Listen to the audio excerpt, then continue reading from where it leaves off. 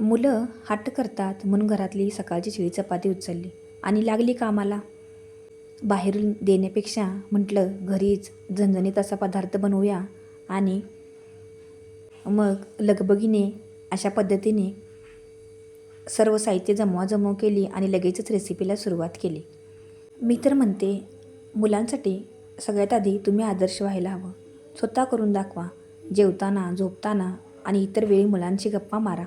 त्यांच्या प्रश्नांची उत्तरे द्या. सकारात्मक दृष्टिकोन ठेवून मुलांशी रागवण्याऐवजी त्यांना योग्य प्रेमाने आणि योग्य समजुतीने आपण समजून घ्यायला हवं.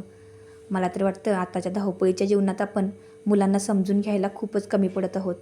बऱ्याच ठिकाणी लहान वयात मोबाईल आणि टी व्हीचा अतिवापर मुलं करताना दिसत आहेत. त्यामुळे त्यांची योग्य अशी जडणघडण योग्य मार्गावर होणे अत्यंत गरजेचे आहे. त्यामुळेच भविष्यात ती जबाबदार नागरिक घडू शकतात. सत्यनिष्ठा, चांगले संस्कार आणि मानवी मूल्य ही कुटुंबातून रुजवली जातात आणि ती आपली जबाबदारी आहे. एक आई म्हणून, एक मावशी म्हणून, एक आत्या म्हणून आणि एक आजी म्हणून.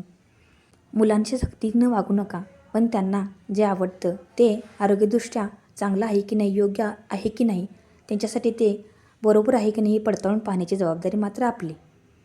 खरं सांगू का, मुलांवर संस्कार करणं म्हणजे त्यांना चांगलं नागरिक बनवण्यासाठी आयुष्यात उपयोगाला येणारी मूल्य, सवयी आणि योग्य दृष्टिकोन देणं हे आपल्या पालक म्हणून आपलं परम कर्तव्य आहे. यासाठी आपण एक स्वतः आदर्श जीवन जगूया आणि त्यांनासुद्धा आदर्श जीवन जगण्यासाठी फक्त समजूतदारपणाने वागवूया. 2 दिवसापासून माझ्या मुलांनी खूपच हट्ट धरला. पिझ्झा पाहिजे म्हणून हा घरच्या घरीच उठाठेवी करून पिझ्झा बनवला. खरं सांगू चवीला इतका अप्रतिम झाला होता, मुलांनाही खूप आवडला.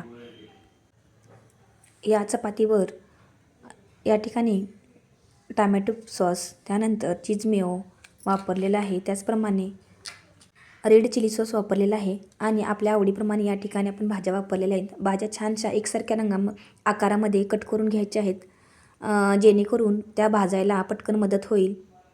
या ठिकाणी सर्व प्रोसेस करत असताना आपल्याला गॅस बंद करायचा आहे. नंतर 5 ते 7 मिनटासाठी झाकून ठेवून आपला झणझणीत पिझ्झा तयार.